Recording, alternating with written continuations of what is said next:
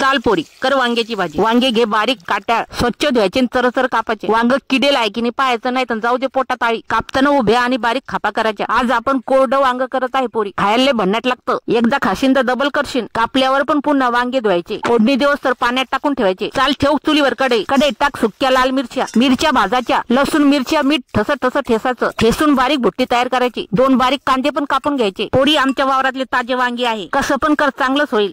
चाल आता कर फोडणीची तयारी। कढईमध्ये टाका तेल टपलं की जिरं टाका। जिरं नाचायला लागलं की लगेच कांदा टाकायचा। कांदा चांगला नटू द्यायचा। होती वावरामध्ये कोथिंबीर ताजी म्हणून घेतली तोडून। कांदा नटला की त्यात टाका आता कुटलेली लाल मिरच्याची भुट्टी, हळद टाका खमंग परता, नंतर सोडा कापलेले वांगे घ्या आता मसाल्यामध्ये परतून। ध्यानात घे पोरी बदबद पाणी टाकायचं नाही, फक्त पाण्याचा शिपडा मारायचा। आमच्याकडे याला कोरडं वांग म्हणतात। झाकण ठेवायचं वा फेर वांग शिजवायचं। एकदा दोनदा झाकण उघडून पाहायचं नाही तर लागू दे वांग खाली। आता हे वांग भाकरी संग चपाती संग खाऊ शकता। एक नंबर चव लागते पोरी या वांग्याची। एकदा तरी करून बघा असं कोरडं वांग। चला आता ठोके चला आता झालं कोरडं वांग, घ्या खाऊन।